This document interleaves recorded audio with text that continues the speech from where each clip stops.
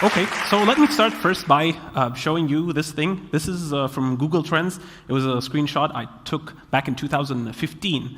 So Google Trends basically measures the frequency of a search of a particular word. What I did was I tried the word relativity between time of 2004 up until 2015, and I chose the category. And as you can realize, I don't know if I can actually move right there because of the... Okay, so as you can realize, no one is searching for the term up until to the end of 2014. Boom, there's a spike. Can anyone guess what's the source of the spike? Oh my God, you just burned the... Anyways, okay. So the word relativity is a theory by Einstein. There are basically two relativities, special relativity and general relativity. It's known to be revolution. They're basically revolutionary theories, but they're also very hard. Arthur Eddington, the guy who actually proved the theory, when asked in an interview whether, is it true that only 3 people in the world understand relativity, his answer was, I don't know who's the third. So it's a pretty hard one to get.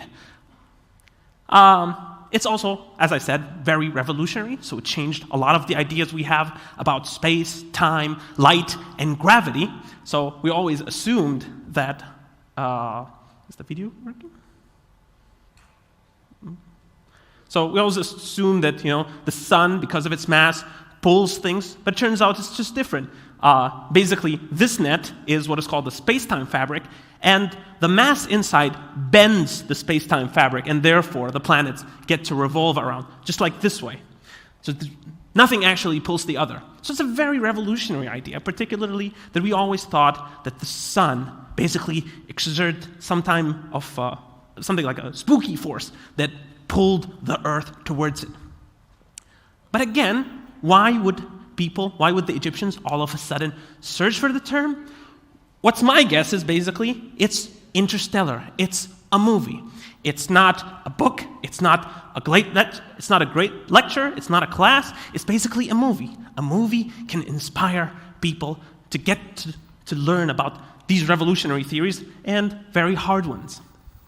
So, yeah, what is a possible explanation? It's interstellar. Yeah, and the source for that, because, correlation does not imply causation.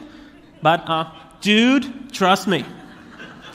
I would assume interstellar is the reason. So now let's move to a much more interesting topic, at least to me, which is basically me. Not very narcissistic, but my interest in physics started back in high school. I watched this documentary for Brian Greene, which is basically based on the book, The Elegant Universe, that discussed an interesting theory called string theory. And string theory predicted that the universe we live in may actually have more dimensions than the one we know about. So our dimensions that we know is basically up and down, front and backward, right and left. These are 3 spatial dimensions, and the 4th dimension is basically time. So the theory predicted that we can be living in a universe, in cases like M theory, for example, up to 26 dimensions.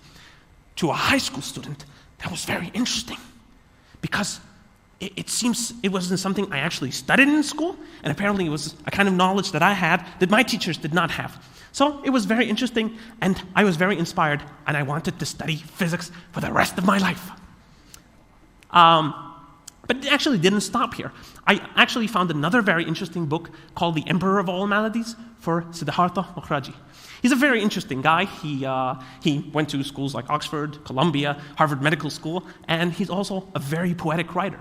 And his story about cancer and the history of treating and fighting this disease was very inspiring to me, that I decided I really want to pursue medicine. And then, in the summer, right before I get to university, I read another book called Poor Economics, which was also very entertaining because it dealt with poverty. It was for an MIT scientist called Esther Duflo. She's a brilliant economist. And it dealt with poverty in a very scientific way. It tried to find solutions, understand how people think. And I decided I want to be an economist. So over the time, I started feeling that I cannot really be in some form of a monogamy with a particular subject. I was a little promiscuous. I loved a lot of subjects at the same time, and therefore I had to accept this fact about myself. I cannot really get married to one subject. I'd like to pursue them all. Now, my interest in these subjects happened to be at the time where YouTube was actually prospering. And this was an interesting place I can share the information that I learned about. So I would learn about these things, and I would like to go to people and tell them, I learned about so-and-so, and YouTube was just a place I can do that. I started my YouTube channel in 2014, back in my junior year, and it started a very slow start. I expected, honestly, hundreds of thousands of views, but only there were 3 zeros missing from the number. So my first view was like 100 view.